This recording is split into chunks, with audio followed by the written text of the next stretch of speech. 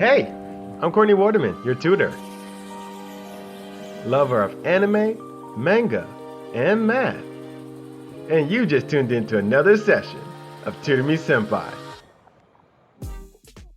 Welcome back, everyone. Today we're jumping into a 5th grade topic, converting decimals to fractions. If you're new to my channel, I'll be putting timecodes in for this video in the description box below, so be sure to check that out and skip ahead to whatever part of the video you think is most interesting. If you have any questions about what you see here today, or even your own homework, feel free to put it in the comment box below, or visit me on my Facebook page at Tutor Me Sempai and tell me all about it there. When you find this video helpful, be sure to leave a like. It really helps this channel in that it tells YouTube that this video gave you some value, and it could potentially do that for someone else as well. And while you're at it, hit the notification bell, smash the subscribe button, and share this video with a friend. Well, without further ado, let's convert these decimals to fractions. On my channel so far, we've converted fractions to decimals, percentages to decimals. We've even done some fractions and improper fractions and mixed numbers and all that good stuff. Today we're going to be tackling decimals. Now, this is not going to be all decimals. This is going to be the non-repeating decimals. In another video, I'll show you how to convert repeating decimals to fractions. But in this video, we're just going to focus on non-repeating decimals and how we can turn those into fractions. If you hadn't seen any of my other converting videos when dealing with fractions or percentages or decimals, I'll put them all up here and you can check them out whenever you get a chance. So today I'm going to give you 2 ways you can convert your decimal to a fraction. And I call this section Choose Your Focus because the only real difference of these 2 ways I'm going to show you is what you're focusing on. Ultimately, they do the same thing. However, if you're more comfortable doing one over the other, I want to give you the option to choose. So the first method will focus on the numerator. The second method will focus on the denominator. Like I said, you can choose any one of these 2 and you're going to get the same answer if you do it correctly, but depending on where your focus is, you're going to attack it a slightly different way. So let's talk about choosing your focus being the numerator. What's the method that when you choose the numerator, you're going to have to follow? Let's say we're doing that first method in which we are numerator focused, or like I said, focusing on the numerator. And we have a decimal like this, 0.865. We know that we're ultimately going to have a fraction when we convert it. And we're going to have a numerator and a denominator for this fraction.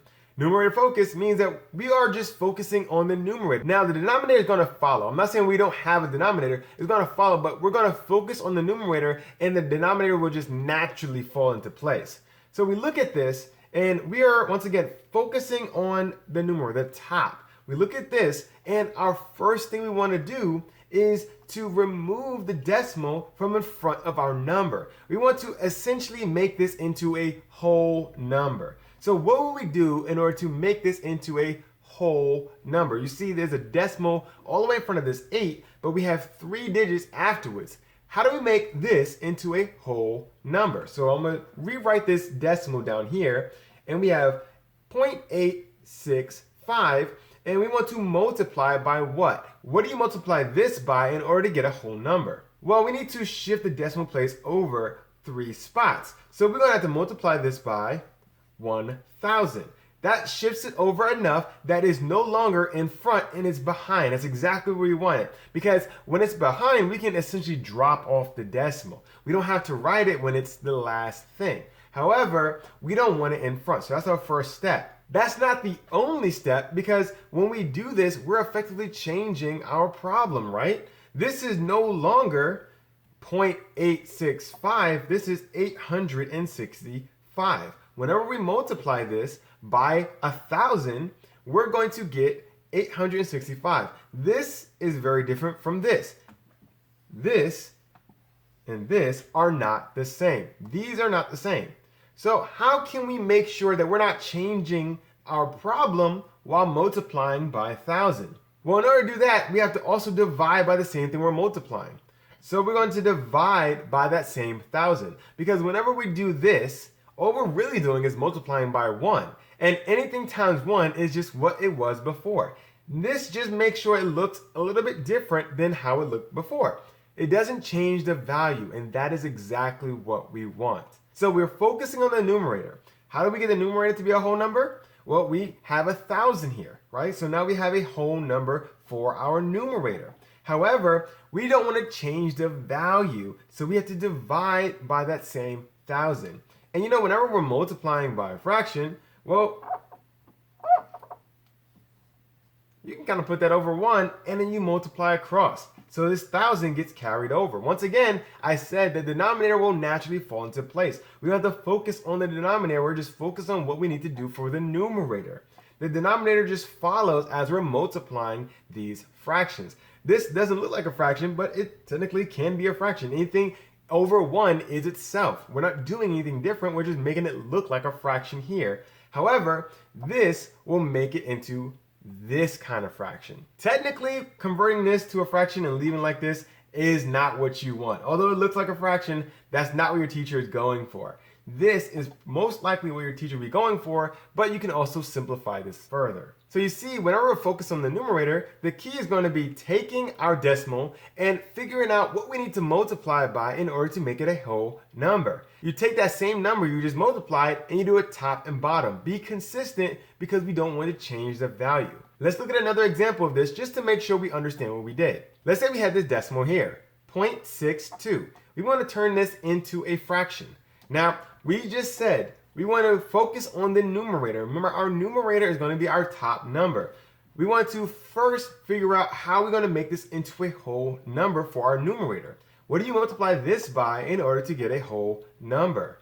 Well, this has 2 digits after the decimal, so in order to shift it over 2 spots, we need to multiply by 100. And in order to not change anything, we don't want to change the value, just how it looks, we need to multiply the bottom by 100 as well. And when we do that all the way across, this gets rid of the decimal. So now we just have 62 and we have 100 in the denominator. It just naturally flowed. Just to drive this home one more time, let's do another really quick example. It doesn't matter how big or small your decimal is, you can do the same thing. So in order to convert this into a whole number, we're going to have to multiply that by 10,000. But the steps dictate that we're going to have to divide by that same 10,000 so that we don't change the value. And now you know that this is going to be a whole number, 3782, and you carry forward your 10,000. And you can simplify these. This is not necessarily your final answer, but this is a fraction that's going to be equivalent to whatever your final answer is going to be once you simplify. So this is the method that focuses on the numerator. You get the numerator where you want it to be, and the denominator is going to naturally flow afterwards. Let's look at what happens when you focus on the denominator instead. Whenever we're focused on the denominator, there's one thing you have to kind of know or be comfortable with, and that is place value. So let's say we have our number like this. Let's say we have some number and it fills up this spot here. Well, you might be really familiar with these place values. This is your hundreds, this is your tens, and this is your ones place value, right? So hundreds, this is your tens, and this is your ones. We're really familiar with those because we learned those very early on. But when you start learning about decimals, you learn about these place values. And this is going to be your tenths, your hundredths, and your thousands. And you can continue going either way. This gets bigger and bigger, this gets smaller and smaller, but you need to be somewhat familiar with your place values. And what do I mean by that? Just knowing the name is going to be enough? No.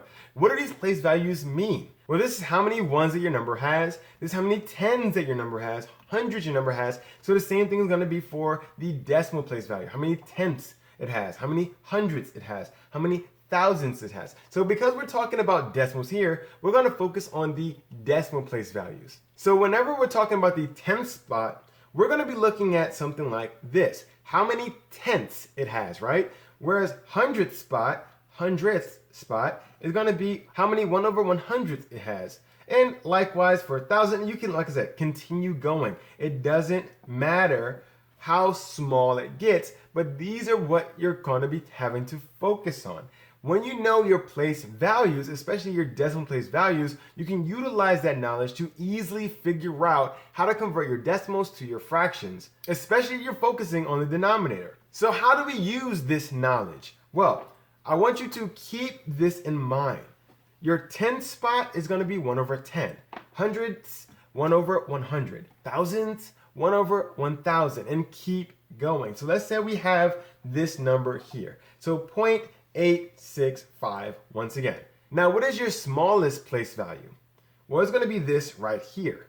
And what is that place value? That is going to be your thousandth place value. So we know that the thousandth place value has 1,000 in the denominator. We're denominator focused, so we're focusing on the denominator. Now we simply take the number itself and put it on top. That's all. If you're focusing on the denominator, you look at your smallest place value, you put that in your denominator, and then you just take the number and plop it in the numerator. Let's say we had this number here, 0.3789. What is the smallest place value? That's going to be that one. Now, what is that? Well, that's 10 thousandths, right? So we put our 10,000 in a denominator. And then we simply take this and plop it right on top. So that's going to be 3789. You see, I'm not doing anything with this decimal here. I'm effectively ignoring the decimal. I didn't actually write this up here, but I need to make sure I'm being consistent. We're just plopping the number right on top. And this is how you convert it into a fraction without having to do much math. Let's look at one more really quick example. So let's look at this example here. Let's say we have this decimal in which we have 0.27581973. It is a fairly long decimal. And we want to convert this into a fraction using our denominator focused method. The first thing we have to do is figure out what is the smallest place value. Well, that's going to be this one. Now, you might not know what this is called, but it doesn't really matter. You know how it's going to look. This is going to be 1 over 10. This one is going to be 1 over 100, and you can kind of continue. So how many zeros is this number going to have to be? Well, 10 had 1, 100 had 2, so 2 places. 1,000 is going to have 3, so 3 places. So let's count up how many places we have.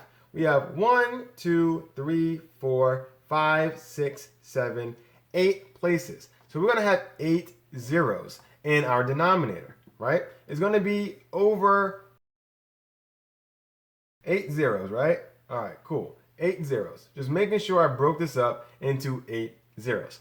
So this is going to be our denominator. Based on how many places we have, this is our smallest place value, so we put that in our denominator, and we just plop the whole number right on top. The whole number goes on top. So that's 27581973. So this is going to be 27,581,973 all over 100 million. This is your fraction equivalent of this decimal. So it doesn't matter if you know what this is called. If you know your place values and how they look as far as this fraction here, then you can easily make your fraction form of these decimals. So I hope you're following today's examples. I hope you realize just how simple it can be to take your decimals and turn them into fractions. If you have any question about what you saw today on either method or even your own homework, feel free to put it in the comment box below or visit me on my Facebook page at Tutor Me Sempai and tell me all about it there. If you haven't done so already, remember to leave that like. It really helps YouTube know that this video was helpful to you and could potentially be helpful to somebody else. And while you're at it, hit the notification bell, smash the subscribe button, and share this video with a friend. Well, that's all the time I have for today. I'm really hoping this helped with your homework, and I'm looking forward to seeing you again next week. I'm Courtney, and this is another session on Tutor Me Sempai.